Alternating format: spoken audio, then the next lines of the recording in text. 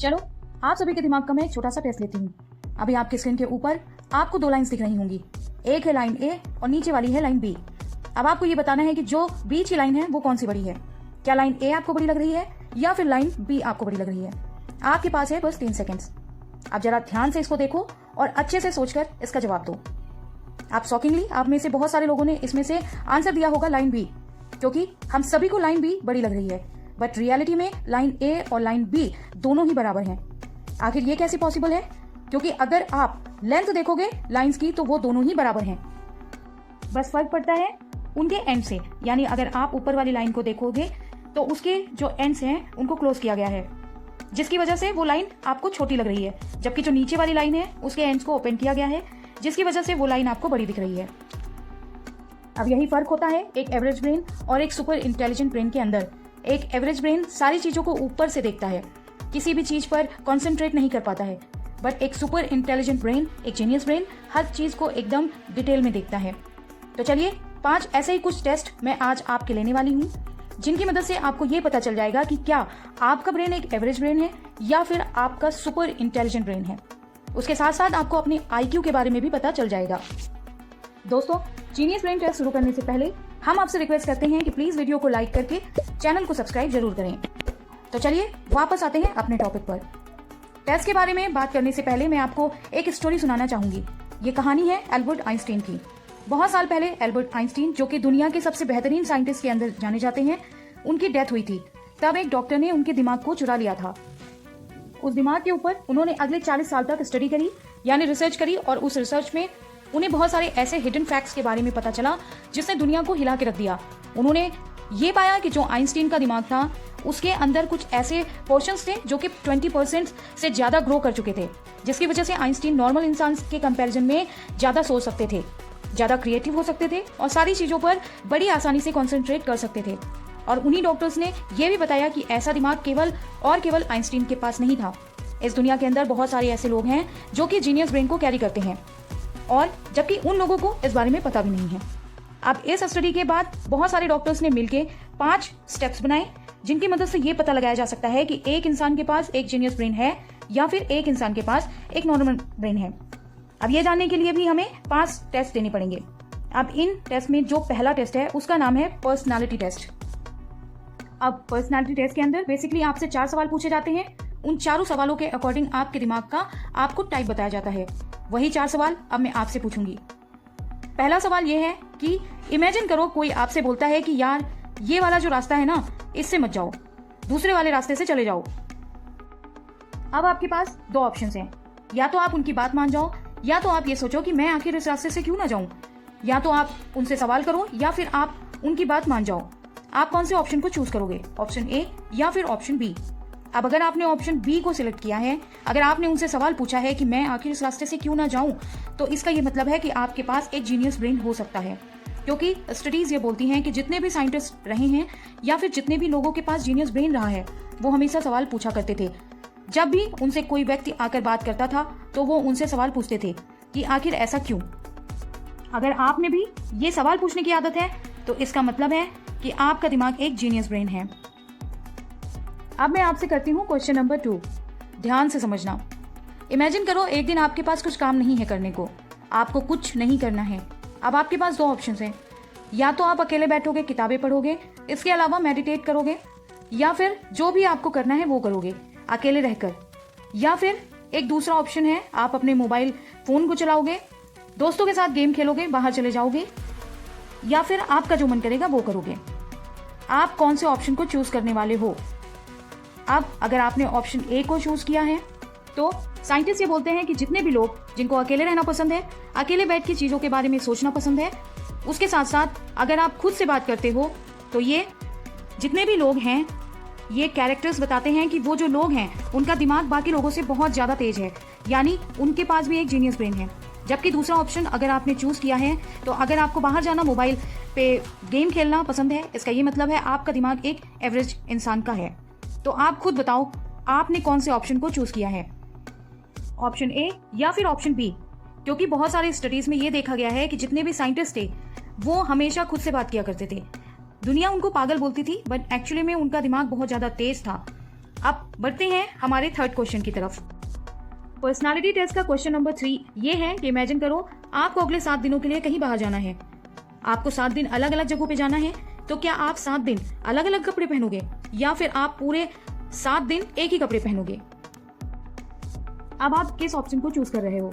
अगर आपने भी सेकेंड ऑप्शन को चूज किया है, आप 7 दिन तक सेम कपड़े पहन रहे हो, तो इसका मतलब आप जीनियस हो। हाँ, हो गए ना शॉक? बट रिसर्च यही बोलती है कि जितने भी बड़े लोगों के ऊपर रिसर्च की गई है, जैसे कि बिल गेट्स, मार्क जकरबर्ग, इन सभी लोगों में एक ही पैटर्न फिट्स है कि वो हमेशा एक ही टाइप की टी शर्ट पहनते हैं, एक ही टाइप की पैंट पहनते हैं।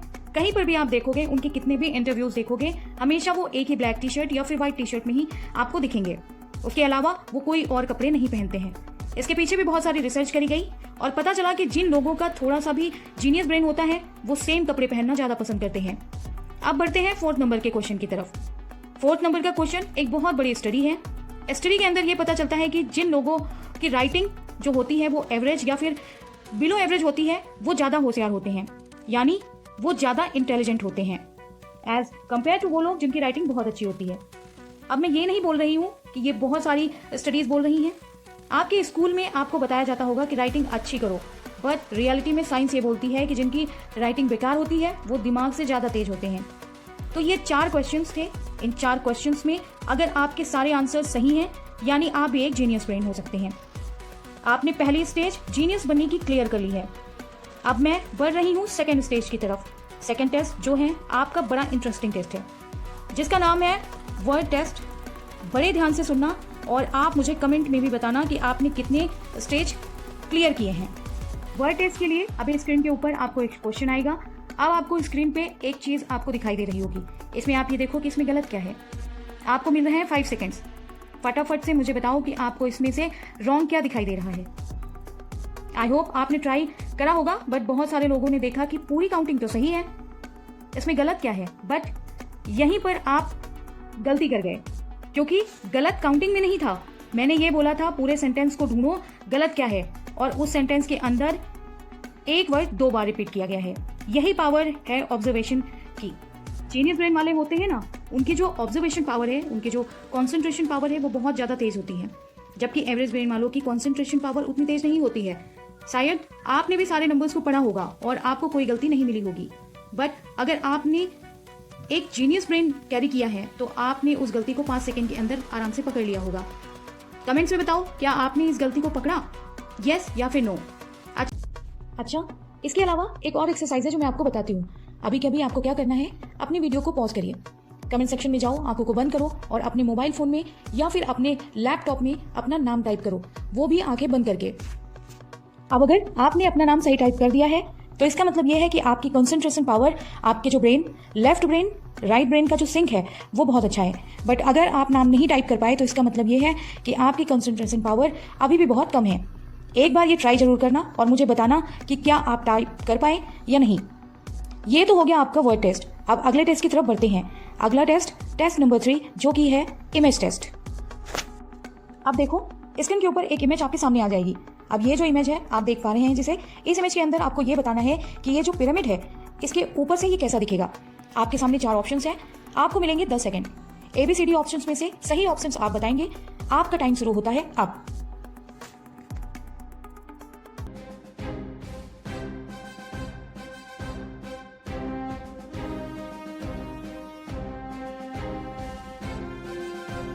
आई होप आपने सभी ने अटेम्प्ट करा होगा और इसका करेक्ट आंसर अब आपके स्क्रीन पर आ गया है। अगर आपने सही आंसर दिया है तो कॉन्ग्रेचुलेशंस। अगर ये आंसर्स आपका सही नहीं है, इसका मतलब ये है कि आपकी ब्रेन की विजुअलाइजेशन पावर कम है, क्योंकि साइंस ये बोलती है कि अगर हम किसी भी चीज को इमेजिन कर पा रहे हैं, जैसे कि इस क्वेश्चन के अंदर क्या था, आपको ऊपर से पिरामिड को इमेजिन करना था। अगर आपने सही तरीके से उसे इमेजिन कर पाया, इसका ये मतलब है कि आपका जो ब्रेन की पावर है, वो एक पावर होती है विजुअलाइजेशन की, वो थोड़ी ज्यादा है कंपेयर टू बाकी लोग। तो अगर आपने इस टेस्ट को भी पास कर लिया है, तो बेसिकली आप 3 स्टेज को क्वालिफाई कर चुके हैं जीनियस बनने की कैटेगरी के अंदर। अब हम बढ़ेंगे हमारी 4th स्टेज की तरफ। तो चलिए, अब आएगा आपकी स्क्रीन के ऊपर अगला क्वेश्चन। ये है हमारी मेंटल एबिलिटी स्टेज। अब मेंटल एबिलिटी स्टेज से आपके दिमाग की कैलकुलेशंस के बारे में बताया जाता है। तो इसी हिसाब से मैं आपके सामने क्वेश्चन देने वाली हूँ। उस क्वेश्चन को सही करने के लिए आपको मिलेंगे मात्र 30 सेकेंड। अगर आपने सही जवाब दिया तो फिर आप इस स्टेज को भी क्वालिफाई कर लेंगे। क्वेश्चन आपके स्क्रीन पर आ गया होगा। आपको बताना है कि जो अगला नंबर है वो क्या आएगा और आपके पास 30 सेकंड शुरू होते हैं अब।